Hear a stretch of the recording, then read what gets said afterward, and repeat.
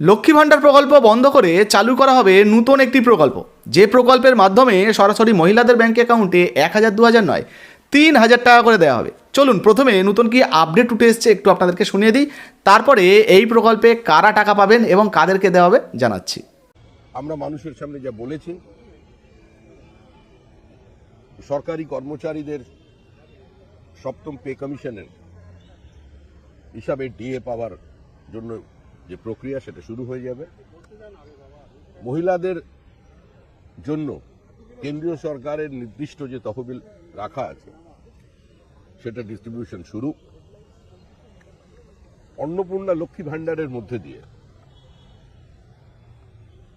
3,000 টাকা করে প্রতি মাসে আমাদের দেওয়ার যে কমিটমেন্ট সেটা থাকবে। পশ্চিমবঙ্গের মানুষ এবং পশ্চিমবঙ্গের আপামর জনসাধারণ যারা পরিস্থিতির বাধ্যবাধকতায় আজকে গিয়ে পরিযায়ী শ্রমিক হয়ে গেছেন, অন্তত তারা আগামী 1 বছরের মধ্যে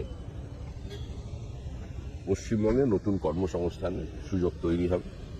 তো শুনতেই পেলেন বন্ধুরা, ইতিমধ্যে বিজেপির তরফ থেকে একটা ঘোষণা করা হয়েছে, যদি পশ্চিমবঙ্গে বিজেপি ক্ষমতায় আসে, মানে বিজেপি যদি জেতে সরকার গঠন করে, তাহলে লক্ষ্মী ভাণ্ডার প্রকল্পে যে সমস্ত মহিলারা টাকা পাচ্ছেন, এবার এই প্রকল্পের নামটা কিন্তু বদলে যাবে।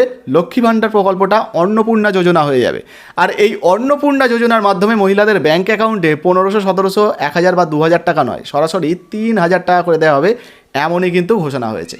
তো বর্তমানে এই 3,000 টাকা আপনি পেতে চান কিনা অবশ্যই লিখে জানাবেন। ভিডিও ভালো লাগলে লাইক দিয়ে শেয়ার করে দেবেন। আর সর্বশেষ জানাবো, ভিডিওটা কোনো রাজনৈতিক প্রেক্ষাপটে না দেখে তথ্যমূলকভাবে দেখবেন, কারণ আপনারা জানেন আমরা আমাদের চ্যানেলে কোনো রাজনৈতিক প্রচার করি না, কোনো রাজনৈতিক দলের সঙ্গে যুক্ত নই।